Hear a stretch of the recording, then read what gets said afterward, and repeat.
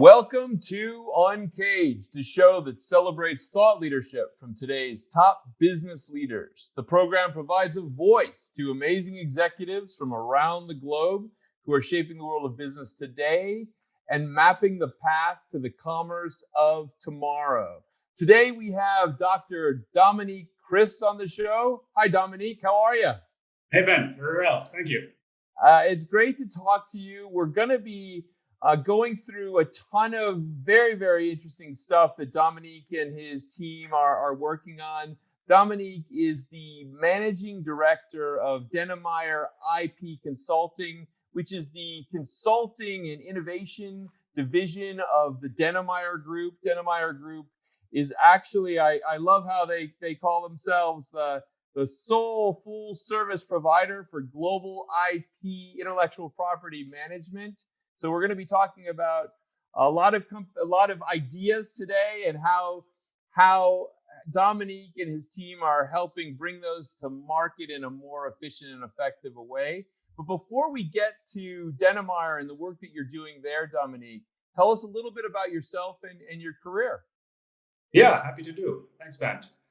So originally I studied law and business, got a PhD in capital markets law, an MBA from the United States, and then really started my career and spent a good amount of my career with McKinsey Company, top management consulting, where I focused mostly on innovation topics and driving digitization, mostly in the processing industries, but also in infrastructure, and specifically lately in the construction sector, where a lot has been going on in terms of digitizing the business, becoming more customer-centric, with trends such as building information modeling, for example.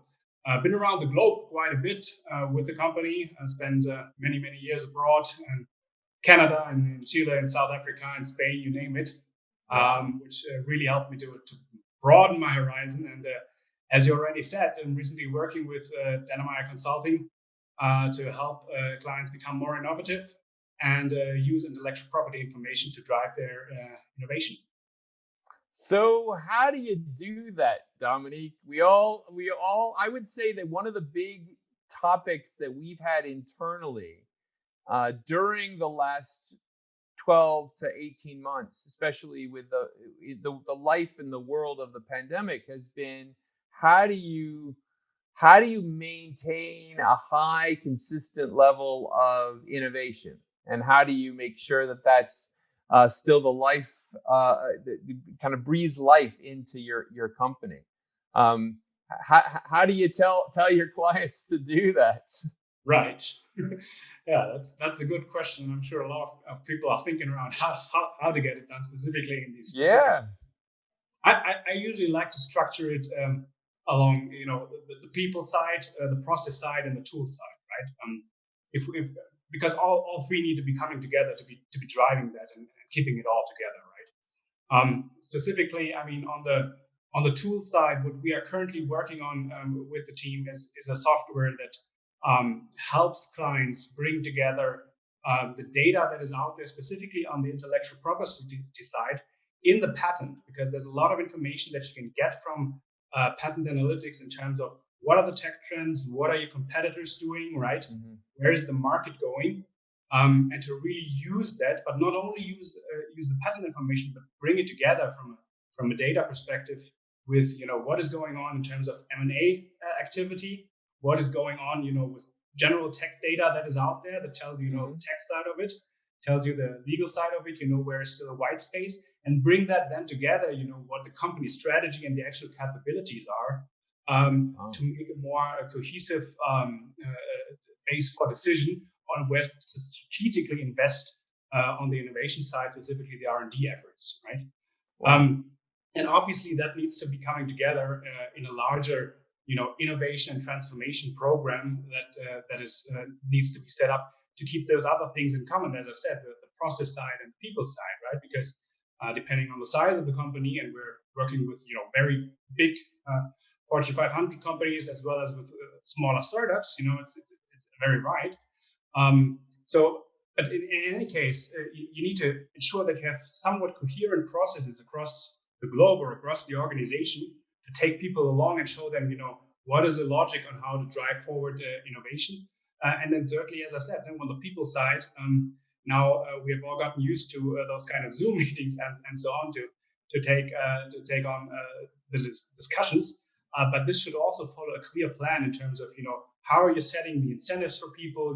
How are you appraising your people? How are you trying to still develop your people, while you're working online, and give them the proper training that they need to become more innovative. And so it's really, bringing all that together requires quite an effort, but the stakes are high. I mean, we are living in an economy that is information based, right, and innovation driven. And so the more strategically you put your efforts into this, the more success you'll have with the customers and on the market. Let me ask you a follow-up question just on the tool that you've built. It sounds very interesting. Would that allow me to analyze the patents of my competitors? Because it's kind of a competitive analysis tool. Is that one of the key components? That is one of the components. Yes. Okay. That alone is not absolute, because some other tools can do that as well.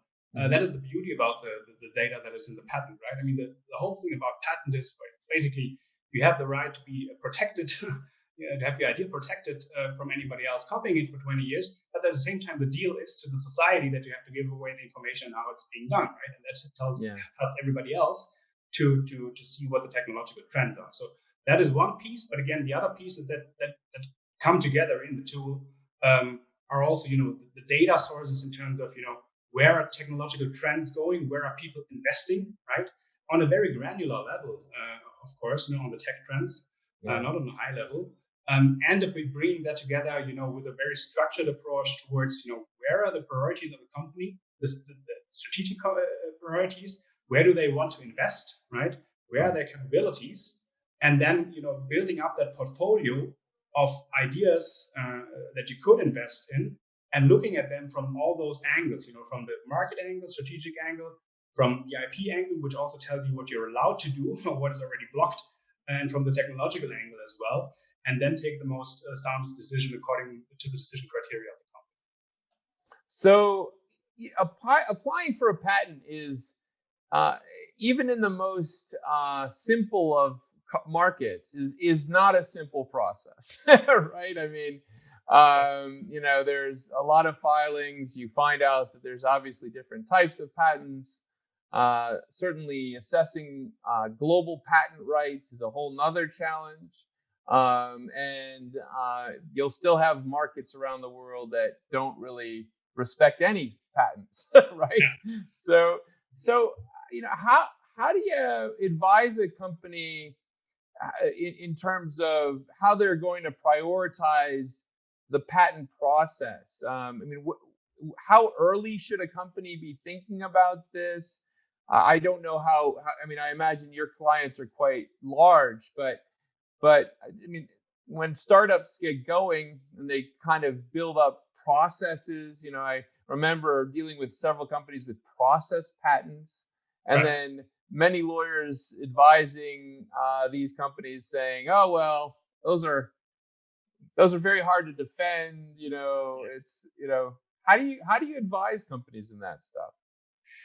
Well, it is pretty diverse, as you say, because actually our client base is pretty diverse. So as I said before, we do in fact have those Fortune 500 companies that we are advising on strategies for the patent side. But we actually do also advise, larger startups or startups that are just, looking for the next financing round and for the next step on how to do that. And this is, I would say, this is a different segment of the market, but nevertheless, very, very interesting because, startups usually patents or intellectual property rights is not the first thing that they have in mind, right? Usually they're very product driven, they're client driven, they want to get to the market, which is great, and they must do that. But to be answering your other question, I mean, it's never too early to be thinking around, your IP strategy, because I mean, worst thing, of course, that can happen is you get to the market and you find out that you're actually not allowed to do what you're doing.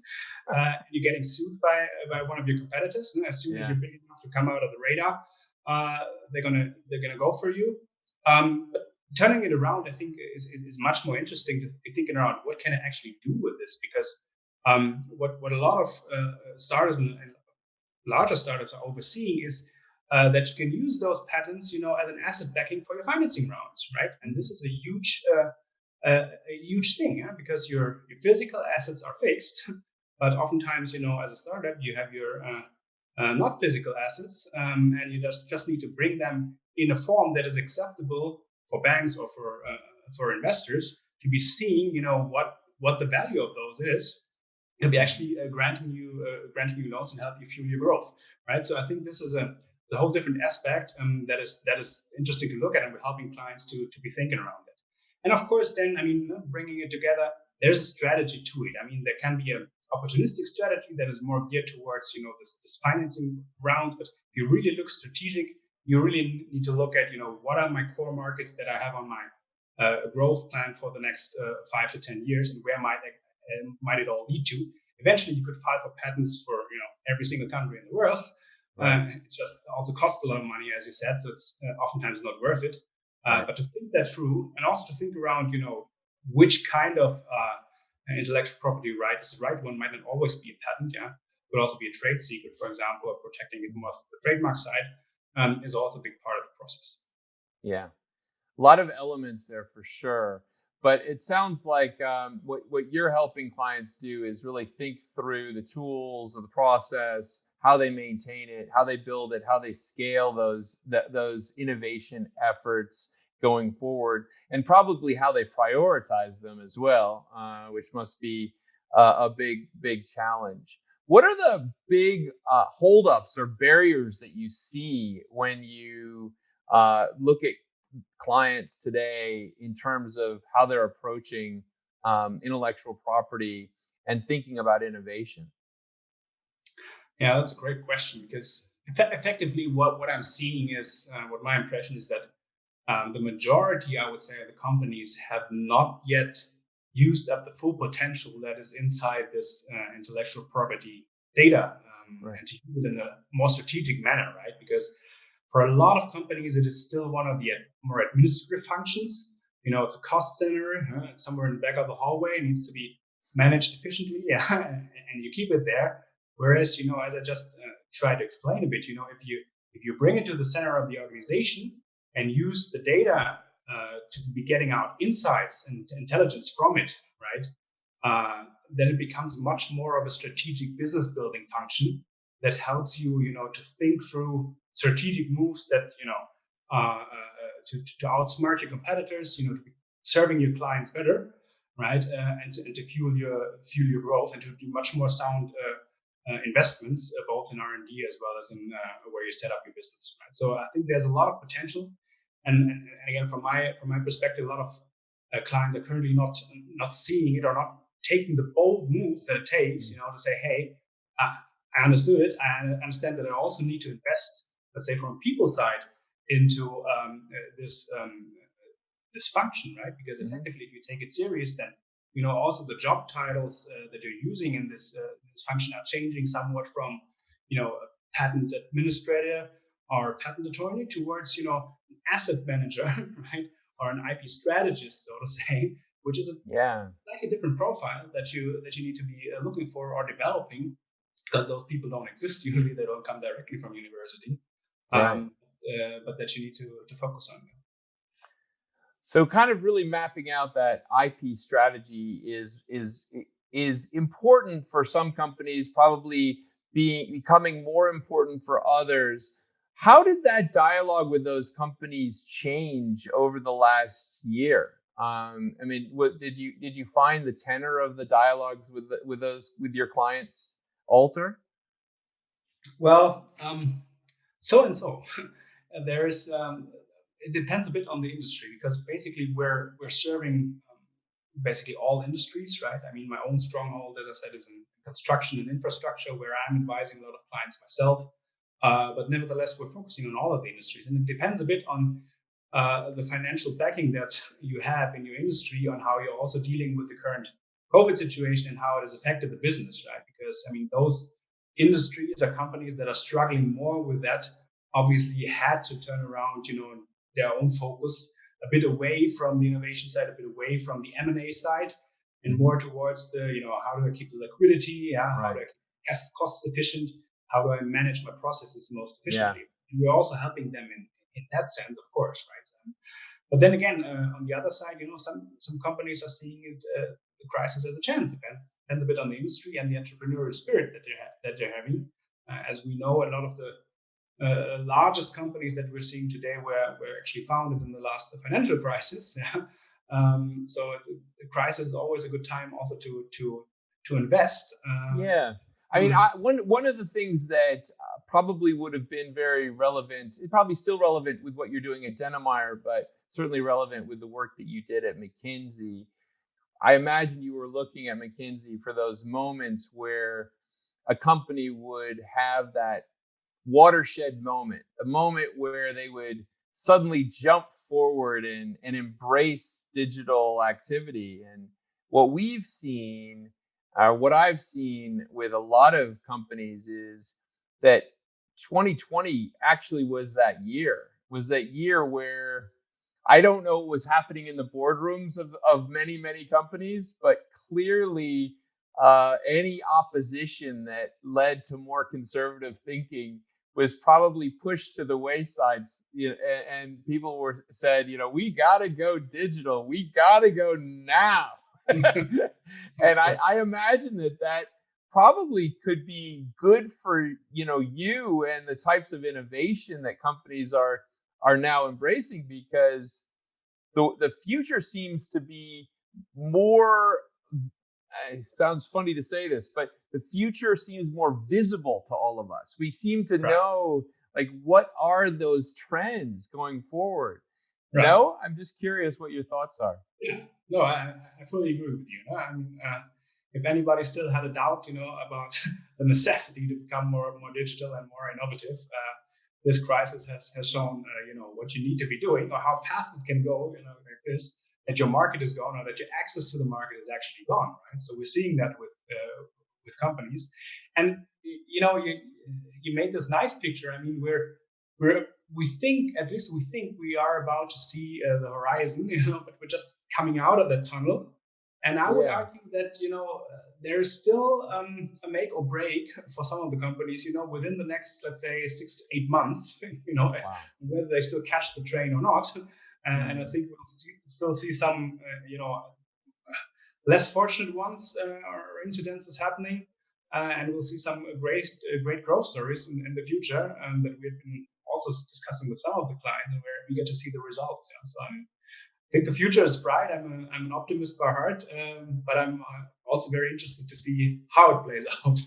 Yeah, no, I would imagine that it is that. Yeah, I believe that it's really a watershed moment. There will be those companies that are unable to evolve or innovate, and then there will be the others that truly seize the day and become the foundation for all industries going forward. Yeah. Dominique, as you were working through the pandemic, what changed at Dennemeyer IP? I mean, how did you change the day to day? Well, yeah, of course, the pandemic somehow also affected us. I mean, in terms of the topics, I said it already. Some clients were shifting a bit towards more of the cost efficiency side, with where we were able to help them accommodate with that. Some were having pretty basic questions in terms of the home office piece. How do I get it done? How do I keep my IP operations going? With people not being able to see each other. And of course, we ourselves had to adapt to this situation as well. My team and we were working for most of the pandemic from home office. We had to get used to a new rhythm, of how we work together, to new structure.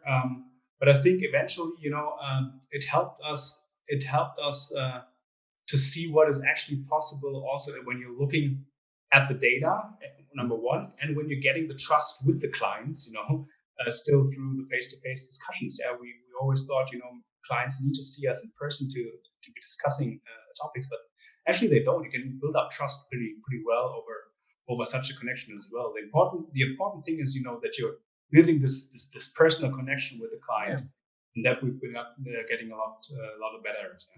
Yeah, I've been thinking quite a bit about that, because the reality is that channels like this have been criticized to a certain extent because people are tired.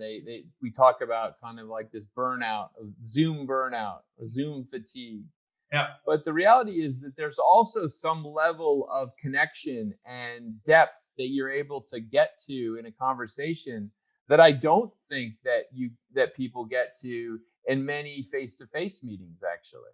Yeah. And I don't know why that is, but it certainly is worth thinking about. So yeah, I think people are pushing forward, and so that's great. I mean, clearly, when you're working with intellectual property, working virtually is a possibility. Getting to your clients was clearly critical, and I can see how that worked for you guys. As you see what the Dennemeyer Group and what Dennemeyer IP Consulting is focused on going forward, I mean, what excites you about the future? What things should we be aware of or concerned about going forward? Right. Yeah. Look, what excites me a lot is that, as we discussed a bit, is that more and more companies are starting to see, what is possible if you're using the intelligence that lies in the data and you're using it strategically. I mean, we saw it a lot, or I saw it a lot, when we're working with the construction industry. I mean, the construction industry, for example, has been very, very slow in adopting technological trends and in making, large technological advancements compared to, for example, the automotive industry. So for many, many years, right? And then all of a sudden, like 5 years ago, 10 years ago, it really skyrocketed, right? People were starting to invest into the intelligence, to invest into the digital tools and the innovation. And now it's a whole different world, and there's really an industry revolution. And I see that the same way, for intellectual property as a function, right? Because if we, all the clients that we're talking to nowadays, they don't say anymore, how do I administer the patent data the best, or how do I store it the best way? No, they want to say, what's the insight that I can get from it, right? And how can I build the future from it? And become more tech driven. And I think that is a development that I'm very excited about, and where we're helping our clients grow.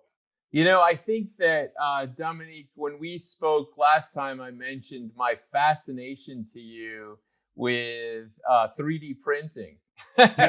And I have been obsessed with watching all these videos of the printing of houses and printing of now literally neighborhoods. It's quite incredible. Is that one of the technologies that you are excited about?